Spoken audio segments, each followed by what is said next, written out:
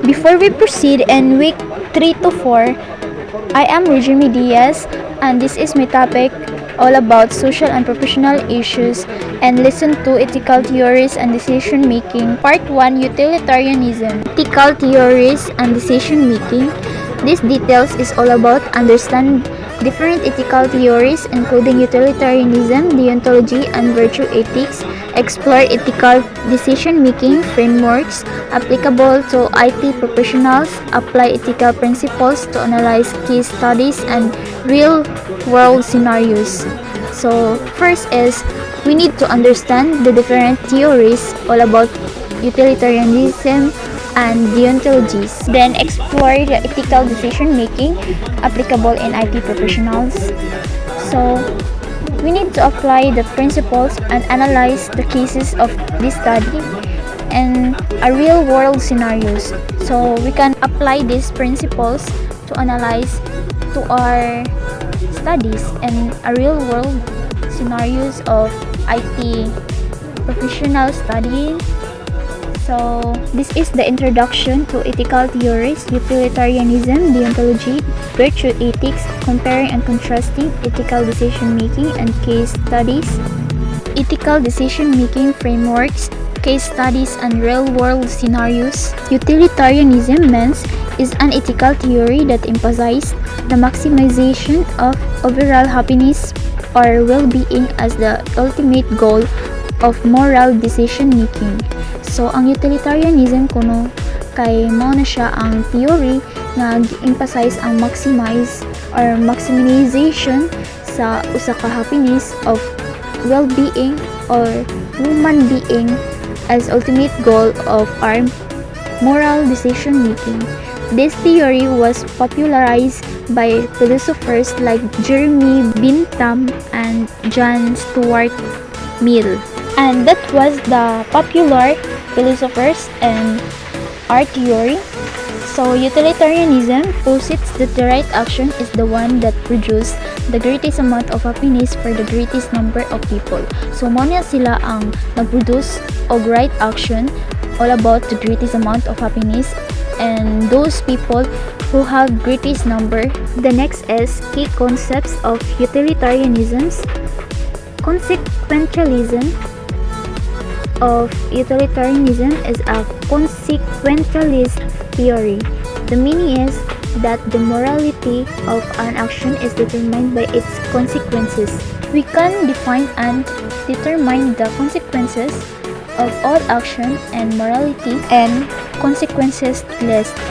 The second key concept of utilitarianism is hedonistic calculus. So Bentham introduced the concept of the hedonistic calculus, a method of measuring pleasure and pain associated with different actions. Pleasure is seen as positive utility, while pain is considered negative utility. The calculus attempts to quantify and compare these utilities to determine the most morally favorable choice. Bentham daw ang nag-introduce ani nga concept of hedonistic calculus para makita o measure ang pain of different action sa positive o negative utility. The third concept of utilitarianism is the greatest happiness principle. So Mill refined utilitarianism by introducing the greatest happiness principle. This principle asserts that actions are morally right if they promote the greatest amount of happiness for the greatest number of individuals, taking into account both quantity and quality of happiness. The next is utilitarian decision making in IT.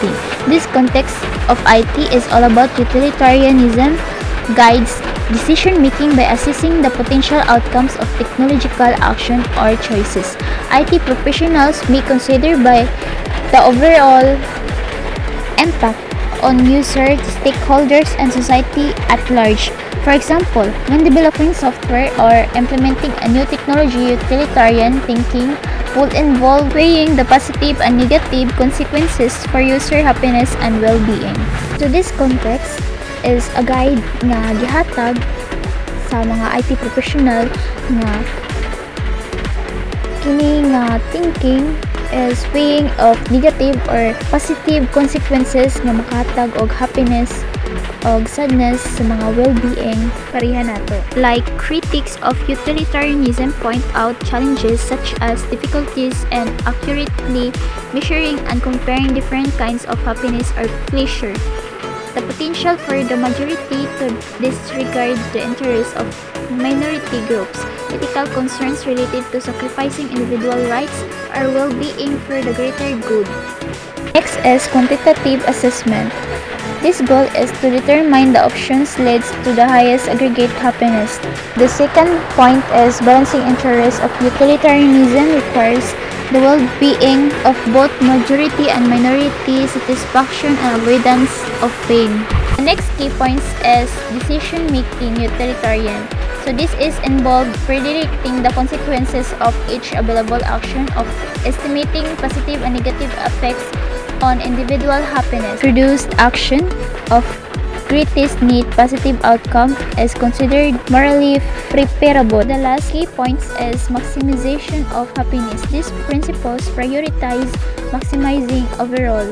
For example of application is reimagining an IT company is considering whether to release a software update that may temporarily disrupt services for a small group of users but will significantly improve the experience of the majority. And also like for example the internet connection.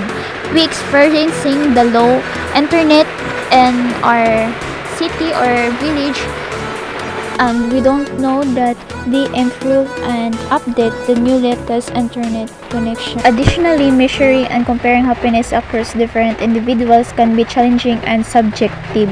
For example, the healthcare resources allocation is imagining a hospital with limited resources. Another example is improving and practicing eco-friendly pollution or improve air quality and overall living conditions for a larger number of people. The next example of utilitarianism is social media algorithm design. Social algorithm design is a platform of designing like this. So what is algorithm? Algorithm is a set of rules to obtain the expected output from the given to input.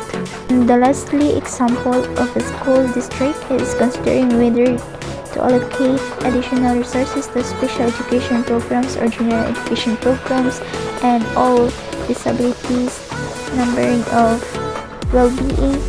In each of these examples, utilitarian decision-making involves assessing the potential consequences of different choices and selecting the options that maximize overall happiness or well-being of the greatest number of people.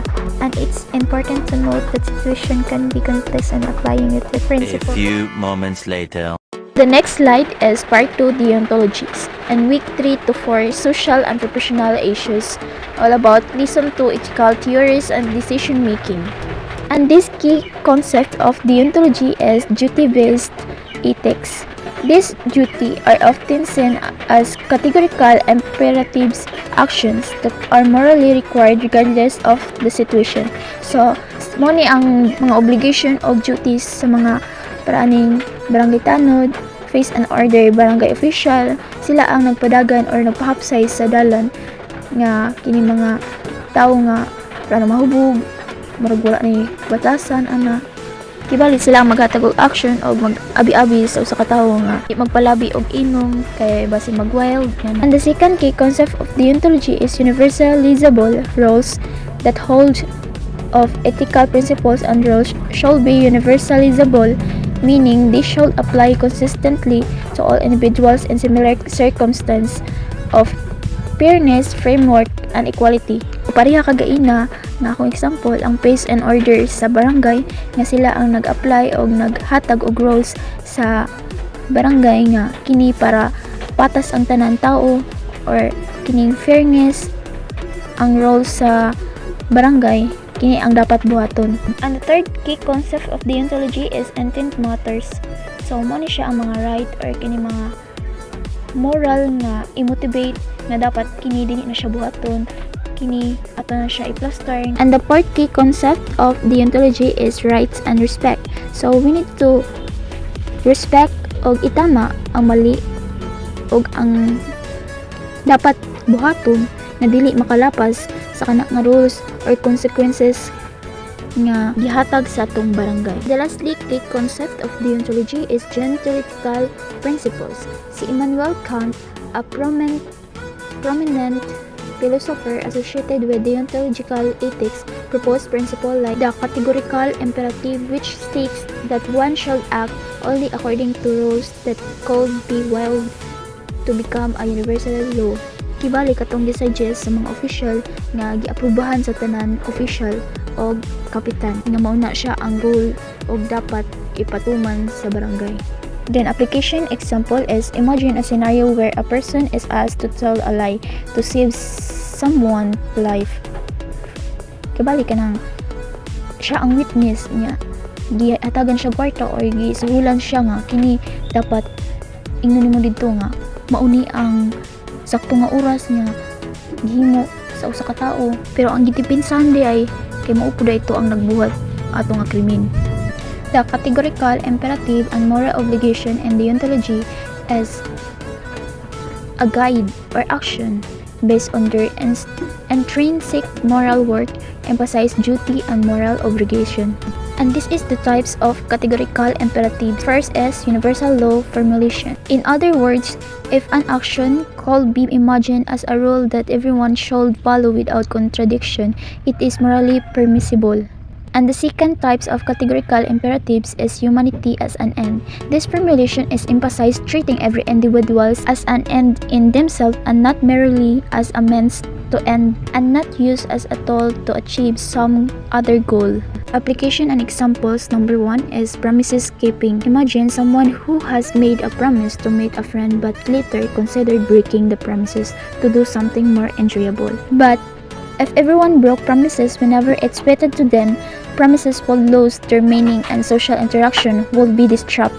And the second example of application is helping others. Supposed to be an individual has the opportunity to help a stranger in the need of stranger, even if it inconveniences of them.